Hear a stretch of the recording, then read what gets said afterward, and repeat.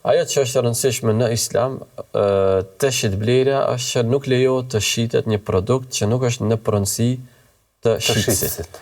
Do me thënë, nëse shitësi në rrjetet sociale, bën marketing, shfaqe, ekspozon një produkt të caktuar, duhet të jetë pronar i atij produkti që të ketë drejt fetarisht me ashit dikujt që e bën porosin. Kjo si rregull e përgjithshme, i dërguari Allahut ka thënë, la të bëj me alejse indek, mos e shit një gjë që ti nuk e ke. Domethënë kjo në gjendjen e thjeshtë të tregut, ku domethënë tregtarët janë të shfaqur në treg edhe nuk lejohet me shit produktin që ka dikush tjetër. Pra me ndërmjetësime është fjala? Jo, fjala është që për shembull vjen klienti dhe don një produkt.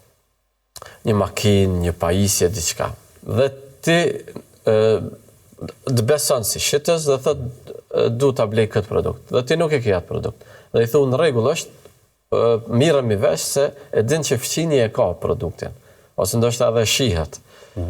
Dhe thot po, në ta shes makinën, ta shes pajisjen, të cilën nuk e ka, mirë, çka ndodh? Tash ky ja shiti klientit atë që se ka.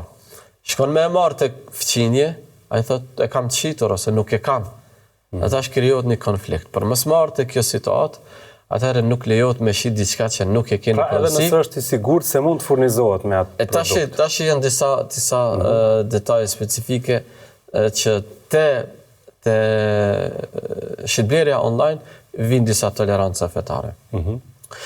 Tash ky parim mos shit gjën që nuk e ke në pronësi, nën kupton që nuk lejohet me shit një gjë konkrete, fizike që dihet.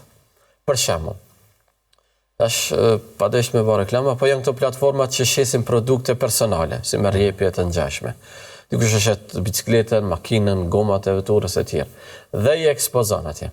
Tash unë kam një platformë tjetër online që i marr këto fotografi dhe i postoj te platforma ime. Edhe i prezantoj për me i shit. Kjo nuk lejohet, për arsye se jam duke shit diçka që është pronë dikuj tjetër. Edhe janë gjëra konkrete.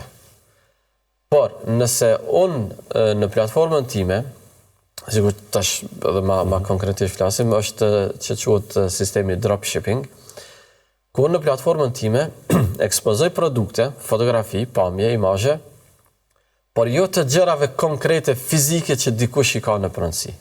Por si shembull, si mostër, si model i atij produkti. Për shembull, një parfum, një orë, një telefon, që fotografia që është në platformën time nuk është se jam duke shit pikrisht atë produkt me atë seri, me numër seri të atij produkti, por është një mostër e qindra mijave produkte të atij lloji.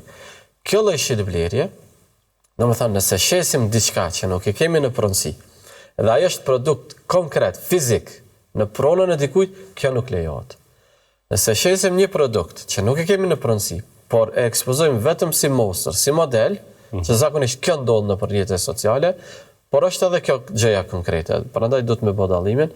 Atëherë, lejohet me e shit, edhe pse nuk e kemi në pronësi, sepse nuk jemi të e shit fizikisht atë produkt, por jemi të ekspozuar si mostër, si model, që kur të bëhet porosia, do ta sjellim atë model me ato cilësi të përshkruara, me atë dizajn, me atë kualitet, në kohën e caktuar dhe në adresën e caktuar. Edhe kjo ka ndodhur qysh në kohën e të dërguarit Allahut sallallahu alaihi wasallam, bej'u selam. Ku i dërguari Allahut erdhi në Medinë dhe i gjeti banorët e Medinës, të cilët para paguanin, bënin pagesa të produkteve, të rendimenteve një vit më para, të hurmave, të rrushit e kështu me radhë. Gjëra të cilat nuk janë në pronësi. Por hurma të këtij lloji me kaq kilogram, në këtë datë, në këtë adresë duhet sillen. Kjo lejohet, edhe pse se kemi në pronësi, por jemi duke shitur modelin. Me kusht që të jetë përshkrimi sakt dhe me kusht që të bëhet parapagesa me rastin e porosisë. E që edhe kjo realisht ndodh në platformat online.